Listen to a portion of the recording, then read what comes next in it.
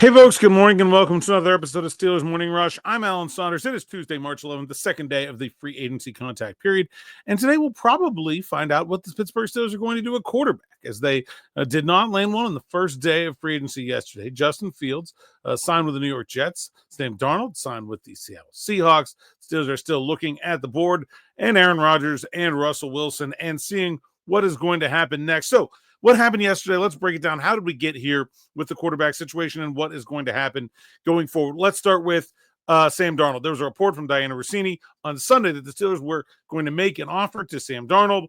I don't know if that actually happened or not, but I know the Steelers did not appear to be interested in paying Sam Darnold anywhere near the amount that he ended up making, which was $100 million on a 3-year contract for the Seattle Seahawks. I think that there's a couple things that go into that. One, the total, $33 million per season, quite high, I think, for a player of Darnold's caliber. Second of all, the 3 years, right?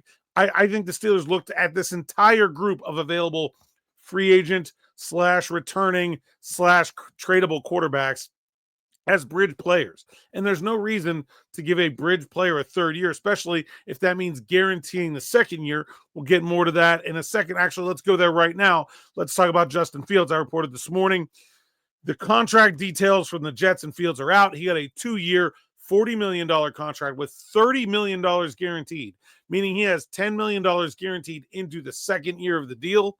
I don't think the Steelers had any interest in doing that.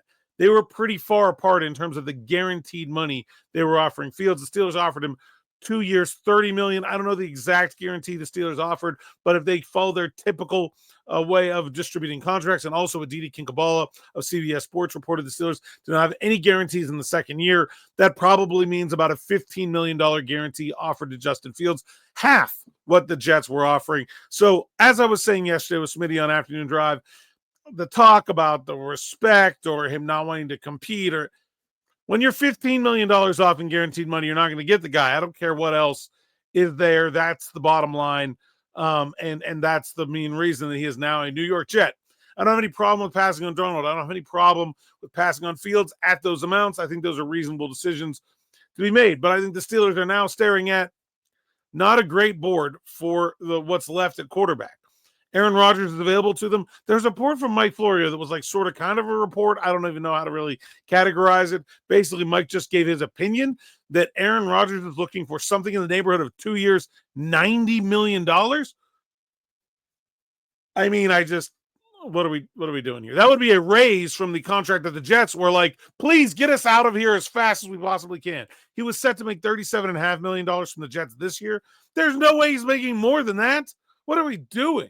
Even the Darnold deal at 33 per for Rodgers would be steep for me. I can't even imagine. I 245, half that. And I don't think so. This is way too much money for a player that is way past his prime. Probably the best player available to them when you look at absolute skill set. I think he's also a fair fit for Arthur Smith's scheme, better than Russell Wilson. But man, that is not quarterback proofing the rest of the roster. That does not appear to be what the plan was coming into this offseason. Russ coming back, I think, looks like a better and better option as the time goes by. First of all, you know what you're getting. And although I don't think Russ made a lot of fans in the locker room with what happened after the end of this season, I don't think he's a bad guy either. And I think you could sell the locker room on a return if you're standing there with 3 guys beside Russell Wilson that wouldn't have been there if they had to sign Aaron Rodgers to a ridiculous contract. I also think that Russ has very little leverage. And if the Steelers choose not to sign Rodgers, he's almost certainly going to the Giants. Where else is Russ going to start? He seemed to like it here. He says he likes it here. Unless he just wants to go home, I think you could get him for relatively cheap. I think that would be a good move. The Steelers have a lot of cap space left. It's not like they need to be cheap with quarterback, but spending it foolishly is not a good idea either. They still need to make some upgrades to the rest of this roster. I look at defensive tackle. I look at slot corner. They're probably going to want another wide receiver. They're going to want to be able to maximize the amount of money they spend this offseason, and spending foolishly on a quarterback just does not get them there. And yeah, to some extent, they need to get quarterback figured out before they can spend a lot of other money. They could have made another move probably yesterday, in addition to signing Darius Slay and the $150 million they spent on DK Metcalf. By the way, can you please just shut up about the Steelers not being active in free agency? They spend more money on DK Metcalf than the last 3 classes combined. Like, this is active. This is what active looks like. They're gonna spend a lot more money too. And yeah, they could have probably done another move. I like Darius Slay, one of the best cornerbacks in the market in terms of his 2024 tape. And again, a player they will not be tied to for a long-term deal, which is what they're looking for. This team is in the middle of a rebuild. They're trying to be good while they're in the middle of a rebuild, while also not ruining their chances of coming out of it with what they need. Wrote extensively this morning at SteelersNow.com about the way Omar Khan appears to be fixated on getting significant returns in terms of compensatory draft picks. They're lined up for 3rd, 4th, 5th, and 2 6th right now. They can't get 4 picks, but that they can't get more than 4 picks. But that basically means they can sign another free agent for free right now. I'd expect them to do that. But Slay won't count.